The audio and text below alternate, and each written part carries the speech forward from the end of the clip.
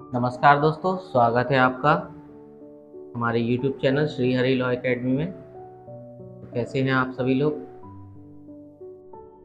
दोस्तों, आज के सेगमेंट में हम बात करने वाले हैं FIR के बारे में। FIR ये क्या होती है। कई बार आप लोगों ने इस बात को एनालाइज किया होगा या आप लोगों ने देखा होगा, समझा होगा, पढ़ा होगा कि किसी भी व्यक्ति की FIR कहाँ लॉन्च होती है। संबंधित थाने में, जिस जिले में वो निवास करता है, जिस क्षेत्र में वो निवास करता है, उसके संबंधित थाने में FIR लॉन्च की जाती है। परंतु कई बार अपन को ये देखने को मिलता है कि उस व्यक्ति की, जो पीड़ित व्यक्ति है, जो व्यथित व्यक्ति है, जो बेचारा विक्टिम है किसी भी मामले का, उसके साथ कोई क्षति हुई है, उसे कोई हानि हुई है, जो कि संज्ञेय अपराध कॉग्निजेबल ऑफेंस की श्रेणी में आती है और उसकी FIR लॉन्च नहीं होती। थाने में कई बार उसे इस चीज़ का सामना करना पड़ता है कि उसकी FIR वहाँ लॉन्च नहीं होती है। तो उसके पास क्या बचाव है, उसके पास क्या प्रावधान है जो कि दंड प्रक्रिया संहिता में समझाए गए हैं। कई बार ऐसा होता है कि बहुत से व्यक्तियों को, जो ज़्यादातर गांव देहात और लॉ नहीं जानते, उन लोगों के साथ ये समस्या ज़्यादातर आती है कि थाने में जाने के बाद उन्हें एक साधारण कंप्लेंट के तौर पर लिखकर एक सील साइन करके उन्हें दे दिया जाता है और उनसे बोला जाता है कि आपकी FIR लॉन्च हो गई। दोस्तों, वो एक FIR नहीं होती, वो केवल आपकी संतुष्टि मात्र के लिए उस मामले में एक रिपोर्ट सी बना के आपको दे देते हैं, केवल आपकी संतुष्टि के लिए। दोस्तों, उसे हम FIR की श्रेणी में बिल्कुल नहीं ले सकते, क्योंकि FIR जो रहती है वो एक अलग फॉर्मेट में रहती है, उसका अलग प्रारूप रहता है। तो आज के सेगमेंट में हम आपको बताते हैं कि आपके FIR दर्ज कराने संबंधी अपने विधि में, अपने इंडियन लॉ में क्या क्या प्रावधान दिए गए हैं। तो आइए सबसे पहले हम समझते हैं कि FIR, फर्स्ट इंफॉर्मेशन रिपोर्ट, जिसे हिंदी में हम प्रथम सूचना प्रतिवेदन भी कहते हैं, वो एक्चुअल में होती क्या है।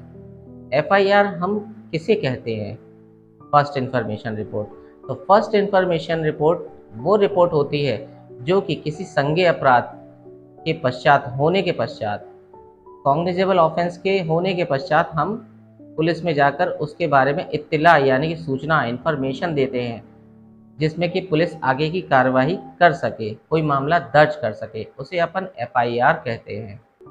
FIR के बारे में CRPC में सेक्शन 154 के अंतर्गत समझाया गया है कि संज्ञेय मामलों में, कॉग्निजेबल ऑफेंस में पुलिस को इत्तला कैसे दी जाएगी।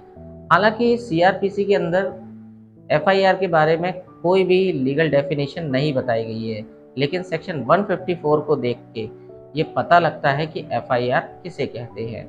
तो FIR हमेशा दोस्तों, ये बात आप बिल्कुल ध्यान में रखिएगा कि संज्ञेय अपराध के मामले में ही दर्ज होती है। संज्ञेय अपराध जो कि कॉग्निजेबल ऑफेंस जिसे कहा जाता है, उस मामले में दर्ज की जाती है। तो वो केवल एक सूचना का सार होता है जो कि पीड़ित व्यक्ति द्वारा संबंधित थाने में जाकर बताया जाता है। उस मामले में पुलिस जो अधिकारी रहता है, थाने का भार साधक अधिकारी, जो कि ऑफिस इन चार्ज कहते हैं जिसे अपन TI, वो उस मामले में FIR लॉन्च करवाते हैं, पीड़ित की सारी व्यथा सुनते हैं और जो भी संबंधित अपराध हुआ रहता है, जिसे संज्ञेय अपराध कहा जाता है। FIR दोस्तों केवल और केवल संज्ञेय अपराध में ही लॉन्च करवाई जाती है। असंज्ञेय अपराधों में FIR का कोई प्रावधान नहीं है। असंज्ञेय अपराध के लिए हम एक अलग वीडियो बनाएंगे, उसमें आपको समझाएंगे कि असंज्ञेय अपराध के लिए आपके पास क्या उपचार है। तो आइए दोस्तों, हम इस बारे में बात करते हैं कि सेक्शन 154 में FIR के बारे में क्या समझाया गया है।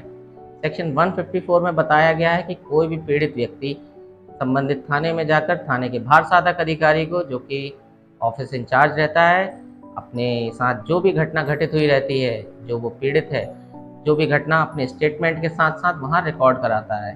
तो वहाँ पुलिस ऑफिसर का ये कर्तव्य बनता है, जो उसकी ड्यूटी है, वो ये उसका बनता है कि उस FIR को लॉन्च करने के बाद उन्हें पढ़कर सुनाए, अच्छे से समझाए और जो भी FIR लॉन्च होगी उस मामले का एक प्रतिलिपि या एक कॉपी जो पीड़ित व्यक्ति है उसे निःशुल्क प्रदान कराई जाएगी और उस एफआईआर में जो भी अपराध रहेगा उसका विवरण रहेगा और जो भी पीड़ित व्यक्ति है जिसके साथ कोई भी घटना घटित हुई है उसके बारे में संबंधित विवरण रहेगा और उसको पढ़ाने के पश्चात, दिखाने के पश्चात उसके सिग्नेचर लिए जाएंगे। एफआईआर में पीड़ित के जरूर और जरूर सिग्नेचर होते हैं। मैंने जैसा कि आपको बताया कि किसी भी व्यक्ति की, पीड़ित व्यक्ति की यदि एफआईआर पुलिस लॉन्च ना करे, दर्ज ना करे, तब उसके पास क्या राइट्स हैं। देखिए, आपको ये चीज़ मैं इजीली समझा दूं कि हर व्यक्ति को अपने अधिकारों के बारे में ज्ञान होना चाहिए। जहाँ तक कि आज का जो माहौल चल रहा है, इस माहौल के हिसाब से हर व्यक्ति को वैदिक ज्ञान होना बहुत ज़्यादा ज़रूरी है।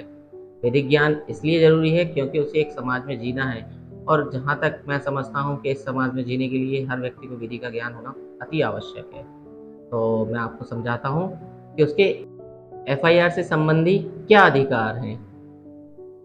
तो यदि किसी पीड़ित व्यक्ति की थाने में जाकर यदि वो थाने जाता है तो उसकी एफआईआर लॉन्च नहीं करी जाती है। तो दंड प्रक्रिया संहिता में सेक्शन 154 के सब क्लॉज 3 में उपधारा 3 में ये प्रावधान दिया गया है कि यदि व्यथित व्यक्ति थाने जाता है और उसकी एफआईआर लिखने से संबंधित थाने का भार साधक अधिकारी या जो भी अधिकारी उसके लिए नियुक्त किया गया है वो उसकी एफआईआर लिखने से मना कर देता है और वो अपराध जिसके बारे में वो व्यथित है, जिससे वो पीड़ित है, वो संज्ञेय अपराध की श्रेणी में आता है, कॉग्निजेबल ऑफेंस की श्रेणी में आता है और पुलिस उसकी एफआईआर लिखने से मना करती है, तो वो पीड़ित एवं व्यथित व्यक्ति सीआरपीसी के सेक्शन 154 की उपधारा 3 में ये समझाया गया है कि वो संबंधित जिले के या जिस जिले में उसके साथ अपराध कारित हुआ है, जिस जगह पे वो थाना जिस क्षेत्र में आता है, उस जिले के संबंधित एसपी को, एसपी कौन, पुलिस अधीक्षक महोदय जी को डाक के माध्यम से अपनी इत्तला का सार, यानी जो भी वो इन्फॉर्मेशन पुलिस को देने वाला था या देने गया था जिससे पुलिस ने इनकार कर दिया, उस इत्तला का सार डाक के माध्यम से लिखित तौर पर संबंधित जिले के एसपी को भेज सकता है। यदि एसपी को लगता है कि वो मामला संज्ञेय अपराध की श्रेणी में आता है तो वो चाहे तो संबंधित थाने को निर्देश दे सकता है कि इस मामले में एफआईआर लॉन्च करिए और अगर वो एफआईआर लॉन्च नहीं करते हैं तो चाहे तो एसपी उस मामले में स्वयं खुद भी अन्वेषण करने की क्षमता रखता है और स्वयं उस मामले में चाहे तो अन्वेषण कर सकता है या करवा सकता है। ये तो हो गया दोस्तों आपका पहला रिलीफ। अब आते हैं वहीं अपन सेकंड रिलीफ के बारे में कि यदि मान लीजिए एसपी के पास भी अगर सुनवाई आपकी नहीं हुई तो तब आप क्या करेंगे। तो इसके बारे में भी प्रावधान है। इसके बारे में प्रावधान है सेक्शन 200 सीआरपीसी में परिवाद के माध्यम से, जो कि जुडिशियल मजिस्ट्रेट फर्स्ट क्लास के पास आप जाके लिखित परिवाद करके शपथ पत्र पर लिख के मजिस्ट्रेट को दे सकते हैं और मजिस्ट्रेट चाहे तो उसमें आदेश कर सकता है कि इस मामले में एफआईआर तुरंत से तुरंत लॉन्च कराई जाए और पीड़ित को उपचार दिलाया जाए। तो ये थी आज की अपनी एफआईआर की बात। मुझे लगता है आप मेरी जानकारी से काफ़ी ज़्यादा संतुष्ट हुए होंगे। ठीक है दोस्तों, मिलते हैं अगले सेशन में अपने। धन्यवाद।